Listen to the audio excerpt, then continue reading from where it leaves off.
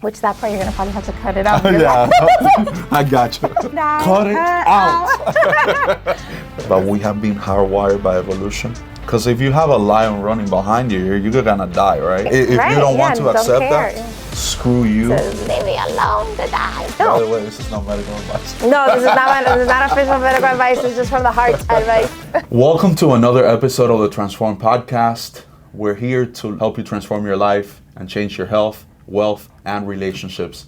Super excited today. Jenny, thank you so much for having me here, my friend. Thank you. Thank you. So tell me about Jenny. Jenny is Yenny, apparently. Thank you. I always mess it up. Well, no, in Spanish, and I am used to be called Jenny. My mom calls me Jenny, but my name is spelled with a Y. So it's Yenny in English. Okay. So I respond to Jenny more than Yenny, but I go to a restaurant and people will be like, I'm Jenny, and my name is Jenny, and they're like, I don't see you here. And they're like, oh, you meant Yenny? I'm like, yeah, that's what I meant. It's like, I don't know how to I told you, she's interesting. So it starts there. So I was born and raised here in Miami, Florida. And I think that every day that goes by, I just evolve and grow. And I mean, I don't know if there's specific stuff you want to know, but I am in the medical field. I'm a nurse practitioner. And I currently hold the title of Chief Operating Officer for Critical Care Clinics. And what we do is we staff the doctors, nurse practitioners, and scribes for Baptist Health Urgent Cares down here in South Florida. Beautiful. So tell me about you growing up. Me growing up. So I grew up in a Hispanic household. I for sure was part of the Que Pasa USA era, right? And so with grandma, with grandpa, aunts and uncles in the household, everybody living together because that's the way they could afford in Hialeah. And then my parents chose to take me to Miami Springs High School, middle school, and elementary school. So we went more towards the Doral area. Okay. So Hialeah, and then they moved to Doral, which is why I went to Miami Springs. And then, all Miami. Where's the family from? Cuban, straight Cuban. Cuban on this side, Cuban on that side. Nothing more Miami than Cuban. Nothing more Miami than Cuban. And so my dad and my mom came when they were in their 20s and started working and then tried to give us the best life that they could. Obviously, working, my mom was a nail technician and my dad was a manager at a pallet company in the airport. Okay. And then from there, we just, we lived a lot of the time with our grandparents because my parents worked so much. So at 14, I decided to start working with my aunt in an insurance agency. Wow. And that was when my workforce journey started. So very young. I think I was in 10th grade. Wow. Springs, yeah. Incredible. Mm-hmm. So you lived all over the city. You mentioned you've always lived here in Miami, right? Always in Miami, never moved. Didn't go to college outside of here. I did Miami-Dade, then Barry, and then Barry again for my second master's. So, yeah. Were you a pretty quiet child? You were like me, like the trouble child? I think a little bit of both. I was pretty independent. I didn't want to be told what to do. And I was the second child, so second child syndrome, right? And you have to protect yourself.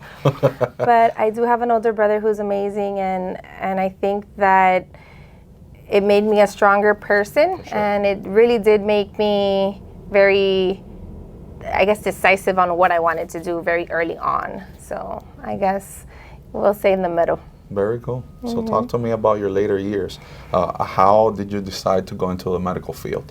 So I volunteered in Baptist. I was like, I always wanted to be a pediatrician. But then when I went and I volunteered for like a year and a half, and I'm like, the doctors are like barely here. The people that are actually here with the patients and the kids is the nurses. Right. I want to be a nurse. I don't want to be a doctor. They're barely here. They're not doing much, right? Perceptions, right? Yeah.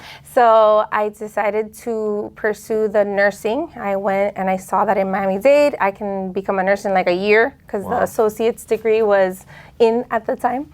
And so I got my prereqs. I graduated early from high school. I never saw the 12th grade because I was like, I want to be a nurse. I want to be out of here. I'm ready. I know what I want to do in life. And so I did some night schooling in 11th grade, so I didn't have to see the 12th grade, and I did work experience. I got out of school as early as I possibly can. Starting at 14, I would go finish my day working with at my aunt's insurance company. And that's where I think I gained all my knowledge and that like hustle mode mentality of like, let's go. And then I finished my associate's degree when I was 18 years old. So I was a nurse. I was pushing morphine, and they were like, we can't even invite you to go have a drink. That's crazy. Yeah. So then I did that, and then I kept studying to get my bachelor's as I worked, so that I didn't have to like do the, what do you call this thing? The, oh my God, the loans, the student loans. Didn't do any of that. I paid as I went, sacrifices of life. And then I worked for 7 years. I became a nurse practitioner throughout full-time working. So everything is possible in life, guys. You just got to dedicate yourself and the consistency. And then I did, what else did I do? Oh, and then Dr. K asked me to come for like a 6-month trial. I was a nurse practitioner already for almost 2 years. And he's like, hey, come to the office and help me run the office. I go, okay, we'll try it for 6 months. I had opened my own business already with Dr. Hoover here in Miami, most phenomenal family practice, which that part you're gonna probably have to cut it out. Yeah, I got you. Oh my God, yeah, so John Hoover and I cut it out. So John Hoover and I opened our own practice together, and then it was Dr. K and I, and then like 3 years in, Dr. K was like, oh, I have the opportunity to move up here or move up with me here and do a little bit of corporate and get more, you're going to get more experience pretty much, you know, because it's 13 sites versus 1, whatever. And so Hoover is like my brother now. He married one of my best friends. I mean, we're super close still, but I ended up to get a little bit more experience under my belt. And so I came here, and then I've been running those 13 sites, the staffing of it and the office and everything since. Beautiful. And that was in 2014, so 6 months can turn into a long time. What triggered you mentioned that you wanted to go into pediatrics. What triggered the passion to go into medicine? I would say, to be honest, our roots, I'm very big in the subconscious mind and how our roots play a role in us. And so my aunt, which was born on my same day, and she actually was the owner of the insurance company, right? She was the one that would always tell me, anytime you do something, write it down, because if you didn't write it down, it didn't happen. Take notes and make sure that you're very organized with your things.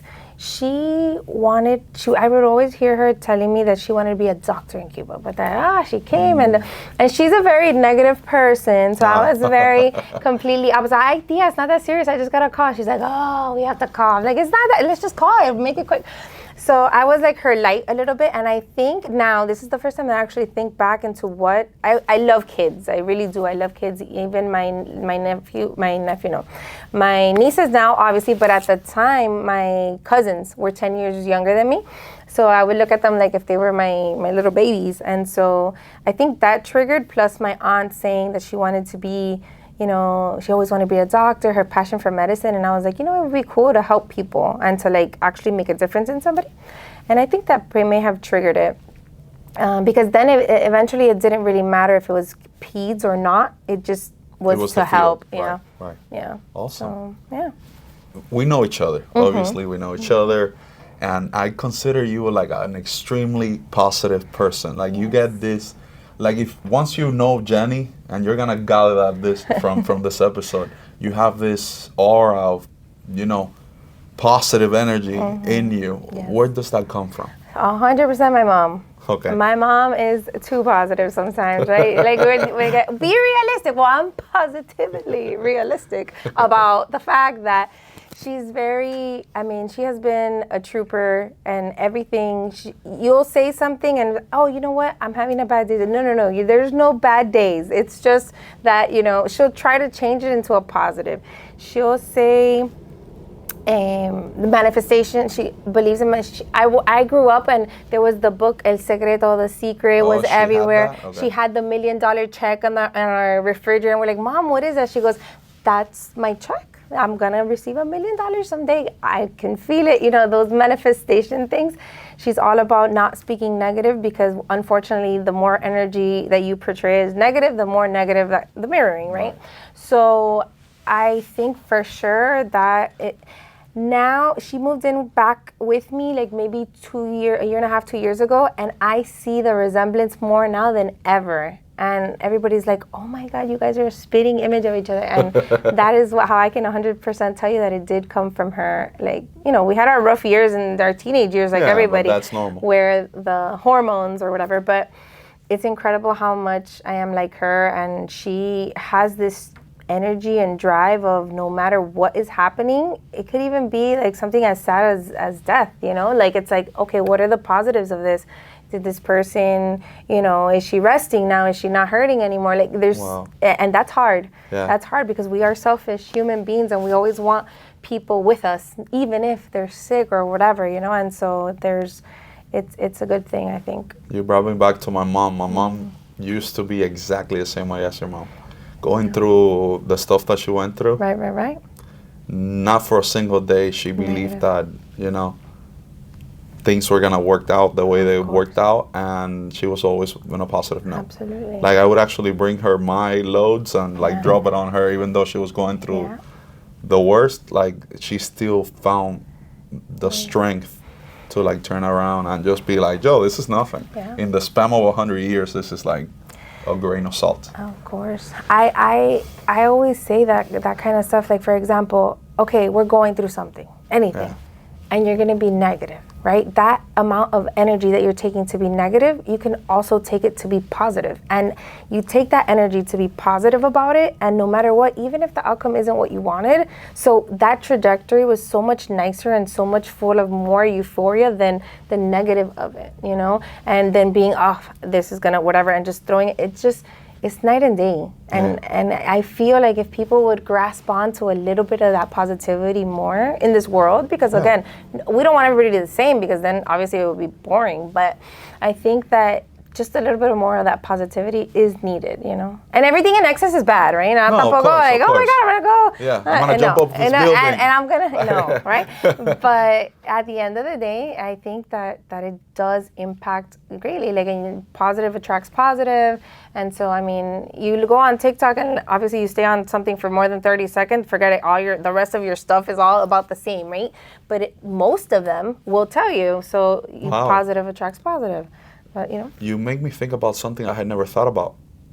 That even these social medias, now they will feed you. If you are looking for negative stuff, they will feed you more. Big time. And then if you are looking for positive stuff, they will feed you more of that. So. And think about it. Wow. Whatever you relate to, you're probably on it a little bit longer, and then that just tricked the algorithm to say, hey, let me feed that.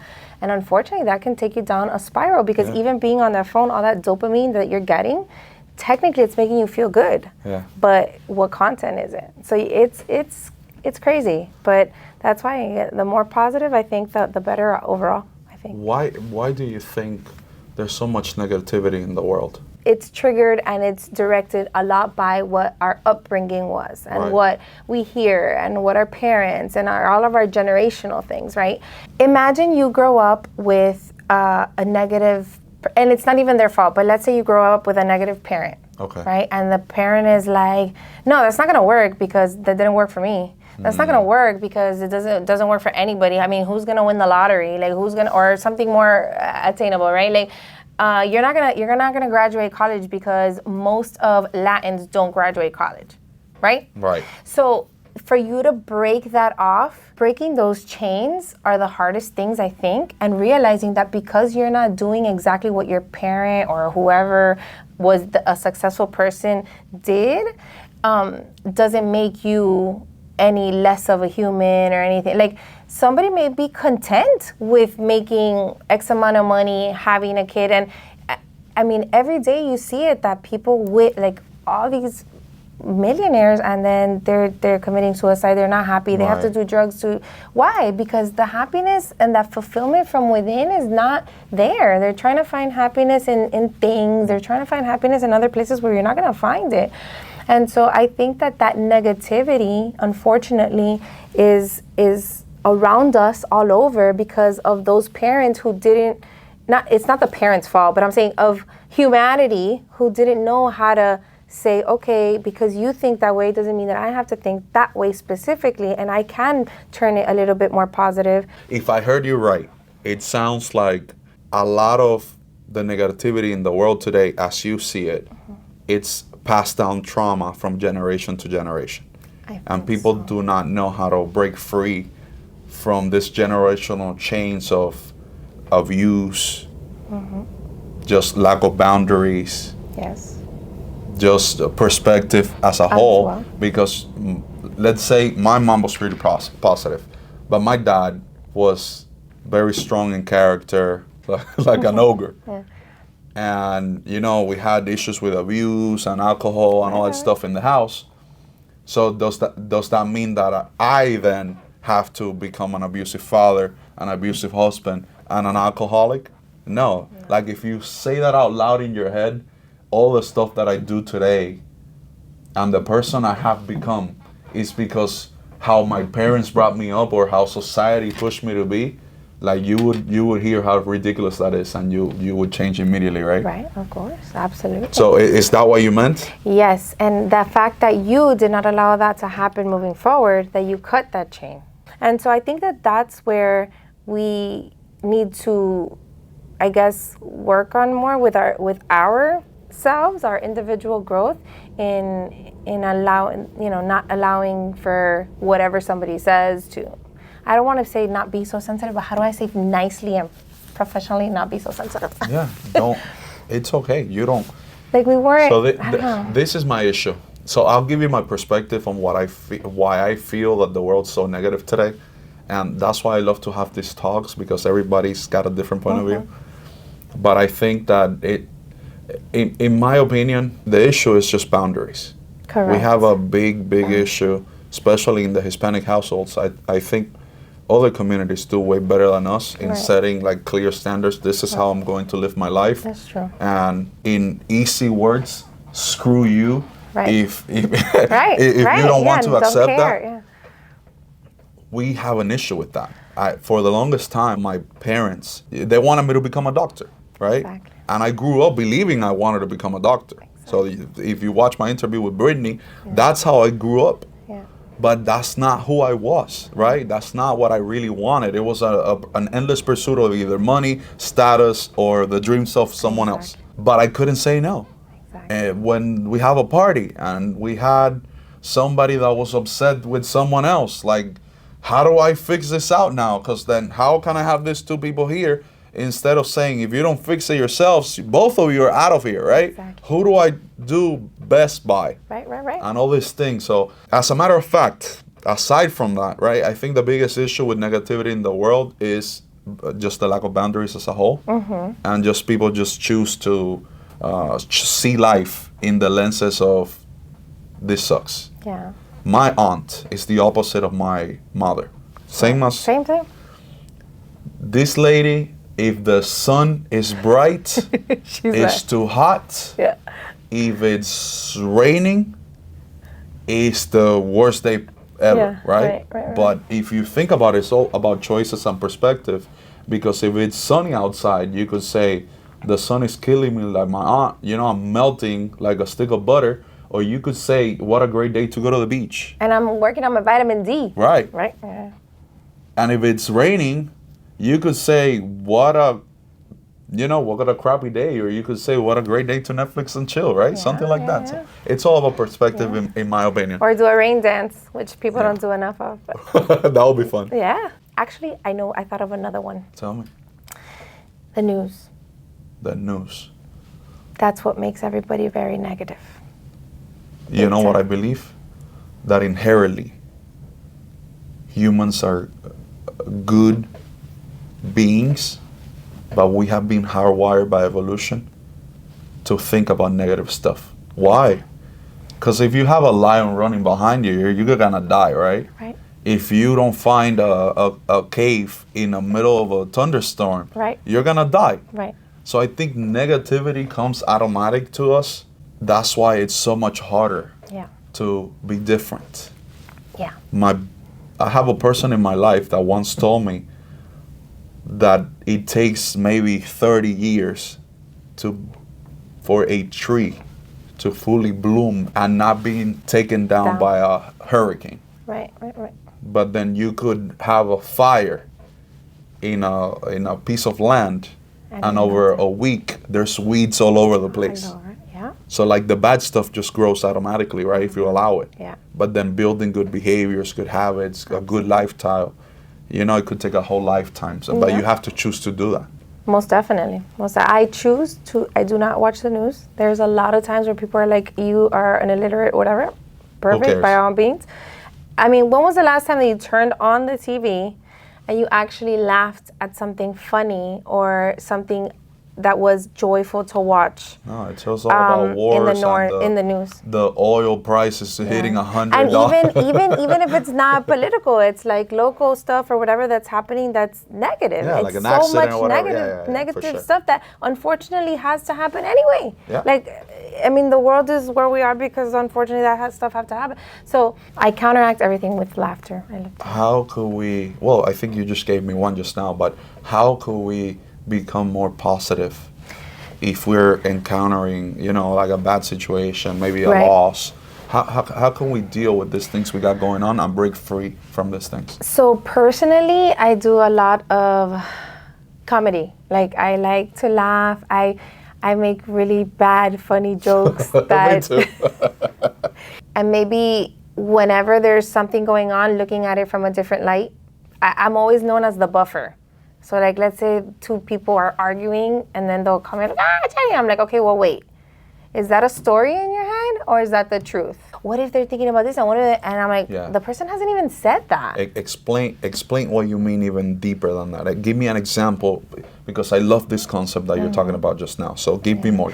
So I'll give you a perfect example. Like we here at work, right? So we have a person that, let's say we need to negotiate something with, and then we'll be in a board meeting and then I'll say, okay, well, this is what we're gonna offer. And then somebody else will say, oh my God, but wait, they're probably not gonna like that offer because, you know, last time they said this and that, blah, blah, blah. And then, no, but that's gonna be too harsh, blah, blah, blah. And I'm like, guys, wait a minute. What is happening right now?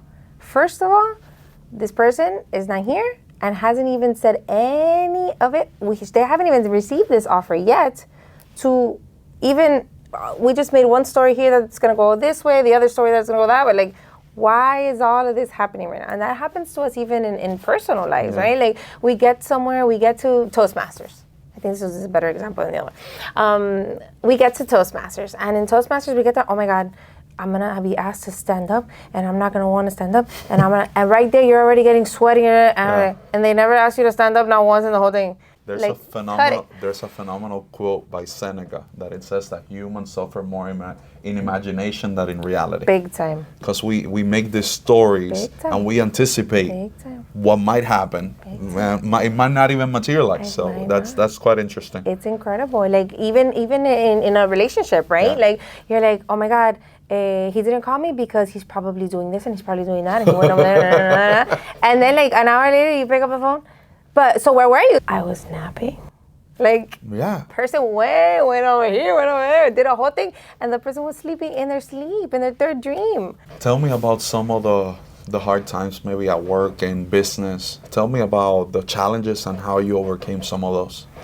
So my challenges more than anything is that unfortunately, the decisions that I make impact a lot of people. Right, and so we're in the healthcare space, so our goal is to help support and have our providers have as much support that they can for the day. So if there's a lot of patients and stuff like that, but at the same time, we also have like a business to run, and maybe not all sites see the same amount of numbers. So I think the hardest part is divvying up and for people to understand, because, okay, on average, you're seeing 20. But then it spiked up one random day or a couple of days.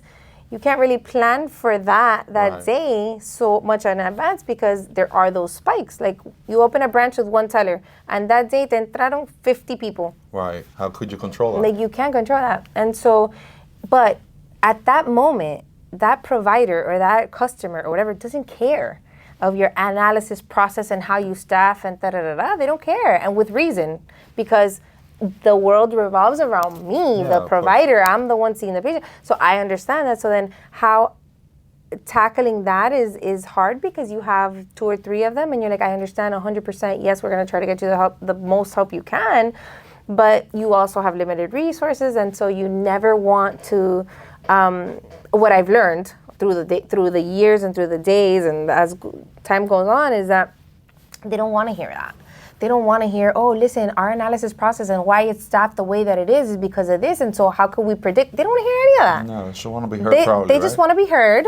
They want to be heard, and then what are you going to do for me now? Right. And then if you can't, be honest. Listen, right now I don't have anybody at the moment, or we're gonna try to redistribute. Please just continue doing the best you can. We'll send you lunch. You have to be okay with saying no sometimes because you don't have any more resources. And so I think that those are the challenges that I have the most because I'm a yes person.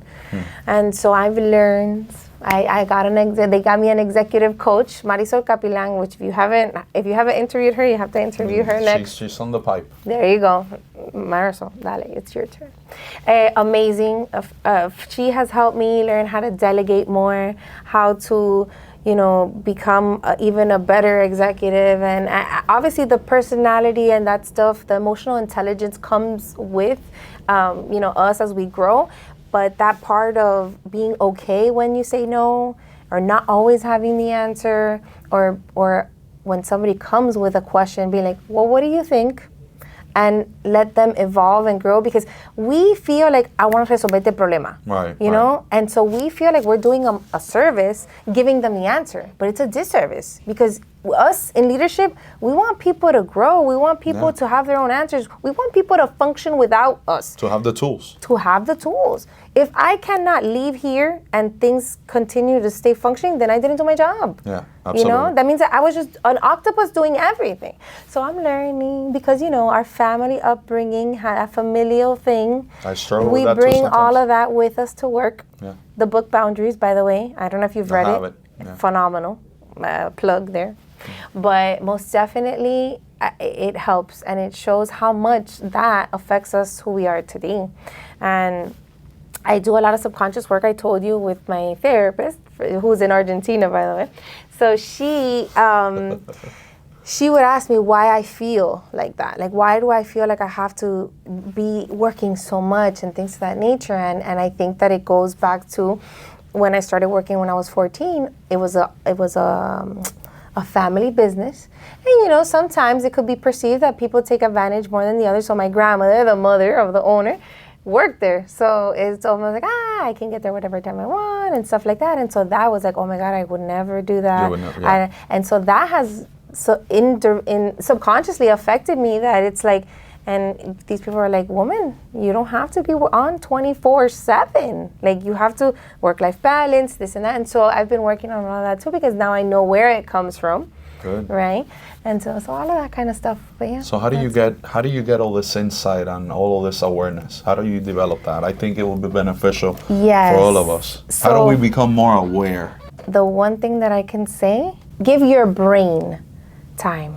Right now. So you need time to go into your thoughts and analyze. So deep breathing exercises and analyzing what you're thinking. So not just thinking, but why you think that way. Yes, and then go deeper. I mean, obviously I do it with a subconscious therapist, and what she does is she just asks you questions. Got it. So she is the mediator between your heart and your brain. Okay. So right now we sit down and I say, okay, Alex, what is it that, let's say you want to do jujitsu. Why do you want to do jujitsu? Why do you want to do jujitsu? Let's do a little quick. Because I like to break bones. Okay. What does breaking bones make, what does that make you feel when you break bones? I enjoy power. So being able to subdue someone and like have power over them, it just blows my mind. Okay. When was the first time that you had power over somebody? That it made you feel that? Taekwondo back in Cuba when I went to competition.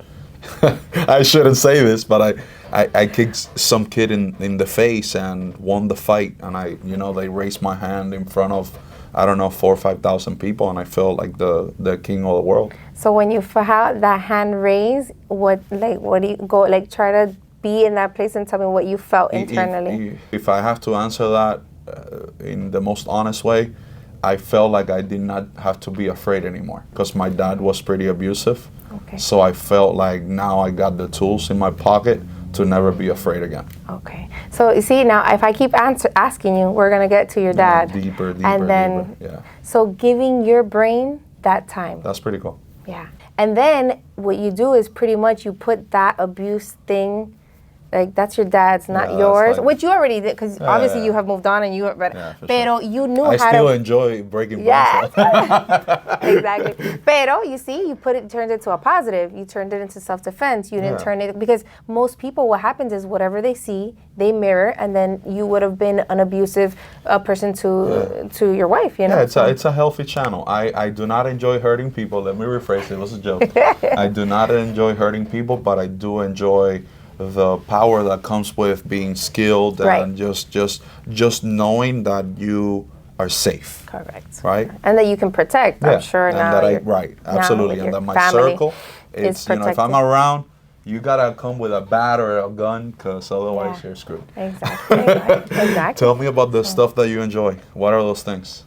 So I enjoy, believe it or not, I do enjoy all of this psychological, like where. I could see that. Yeah, I love helping people find where their traumas come from, so that they can be like, oh, cool, damn, that really wasn't for me. Yeah. That was for somebody else. That was for somebody back there. Leave it back there, type of thing. I really do enjoy that, because as I told you, like I translate for a subconscious therapist and for Spanish, and the sessions and how people are after that, to me, is mind-blowing. Mind-blowing. I mean, I've done over 40 people, and I'm telling you, it's a game changer. Yeah. There was a point in time where even my brother was going through some anxiety stuff or whatever, and we did like a hypnotherapy thing, and he himself was like, this is great. This is phenomenal. I would have never thought it was rooting from that. You nip it in the butt and you're on, again, consistency and stuff like that, because it's natural. It's you yourself talking to yourself, like getting insights from yourself. It's not anybody, a tarot reader, telling, I know you're, none of that. It's right, literally like reflecting on your own life. It's literally giving yourself that time to say, whoa, how did that make me feel? And do I want to feel that again? Or was that me? Or was that like that I thought somebody was going to do? And then that's why I felt like that. Because most of the times when we're feeling fear and anxiety and all of that, is like we're scared of what's coming. Yeah. And like, okay, well, if I'm leaving right now, and it's I'm anticipation. Anticipation. So there's so many little things like that. But can everyone change? I think that people grow. I don't know if I would say like people change like 100%, because you're still gonna have that in you, and I think you still have. I think people learn how to deal with things from a different light, because again, you have to grow. It's unfortunately, failures are lessons learned. No matter what, no matter how nasty or ugly or unfit that failure was, be it in business, be it personal, be it in health, because sometimes we do things that we're not supposed to. We eat things that we're not supposed to, and then I'm just gonna, like the movie says, leave me alone to die. No, you can't. You gotta keep going, and you gotta learn from that mistake or that lesson. So we don't change, we evolve. We evolve, we grow. Yes, perfect. I think. Tell me, so you're in the medical field. Yes. And then also in this whole mindset stuff. So, tell me in your field on something that you have heard that might be a misconception that you would like to debunk. Oh, okay. In our Hispanic world, I'm going to say, antibióticos curan todo. Antibiotics take care of everything. No, I'm going to debunk that right now, guys. Actually, antibiotics, so people come and be like, oh, I have the flu. Okay, so you're going to give me antibiotico? No, you have the flu. The flu is a virus.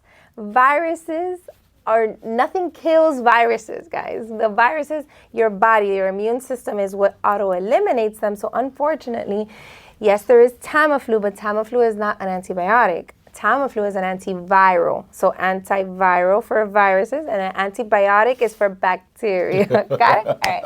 Debunk number one, right? Because I'll debunk this one too. If you get a virus, if you get the flu, just drink a beer and relax. There you go. Fine. That's true. And vitamin C and lots of, yes, absolutely. You have to rest. Who has time to rest? Right. Nobody. So, but technically for the flu, which is what's going around right now, like wildfire, is resting, lots of hydration, vitamin C, D, and zinc, super important. By the way, this is not medical advice. No, this is not official medical advice. It's just from the heart advice. So what's the best piece of advice you've ever been given? To whenever you are in doubt or scared or anything that is like you're thinking twice about it, just do it. Do it anyways. Just do it. I'm going to go with Nike there. Why? Just do it, because the place that you grow the most is out of your comfort zone. When you're feeling that fear, when you're feeling that second guessing, is because you're tapping into that comfort zone that you're like, whoa, I'm not comfortable here. Do it. And then reflect, give your mind that time and say, how did that make me feel? Whoa, well, it wasn't really that bad. Tell me what you're doing now. Like, what's the business now? What are you working on? And tell me later, how do we find you? Okay. Well, right now, I mean, there's 20,000 businesses, but the one that has my heart right now the most which has to do with all of this too, a little bit, is called What is Your Antibody? Okay. So obviously I'm in the healthcare field. During COVID, we wanted to go a little fun with it. And so we wanted to teach people through shirts and things of that nature. But then I was like, you know what? I just want to spread the message. And I wanted to metaphorically say, so an antibody, when you have the flu or when you have something, any infection, your body builds these little proteins that actually blocks it off. It's sort of like what a vaccine does, but you can get that without a vaccine, right? And so you were exposed to sadness today. And your body built an antibody for sadness because you worked out, you did jujitsu. So then, what is your antibody? I ask people, and I'm doing that little bit of a campaign, like the Got Milk or whatever. It's like, so what is your antibody today? What's keeping you going? Or what's putting a smile on your face? Or what's, some people say family, a lot of people say yoga, a lot of people say food, jiu-jitsu for you. You're having a bad day. What will get you through that struggle so that you know that you're going to overcome, and next day maybe it's a run. Yeah. That's so cool. That's my baby right now, for personal growth and everything, and so I just want to spread that message as much as possible. And so through that, we did these little, like, everything is funny. How do we find that? Whatisyourantibodies.com is the website. Right here, okay? Yes, and then the TikTok stuff is what I want to try to expand more on. That's cool. And it's What's Your Antibody on TikTok, and so we post some videos on. If you need some help, let me know. Yeah, for sure. I want to do you. This is my antibody. So believe in yourself. Where does that come from, though? I think it's being comfortable with yourself and not caring so much, just life is too short. Yeah. Life is way too short. You got to enjoy your life. You got to just, so long that it's coming from a good place and you want to help people and you just want to, put a smile on somebody's face. Smiling is contagious. We can close with that one or whatever. Yeah. Smiling is contagious. When somebody smiles, for some reason, even somebody who's having a really bad day or a magao or whatever, I think it's that. You can help them switch that, right, with a smile. It's really crazy. It's really crazy. And some are hard to break. I'm not gonna lie. Like some you gotta left, right, and then eventually they'll crack a little smile. But last question for you today. If you want to let the audience know how to transform either their health, wealth, or relationships in one word. Smile. Right. How do I say your name again? Jenny. I don't want to butcher your name. Jenny. Let's keep it Jenny since we're in Miami. Okay. Jenny. What can I say? It was an absolute pleasure being here with you. That's Thank awesome. You so much. No. If you know, you know. Yes. And smile, because it's contagious. Yes. Smile. Thank you. Bye.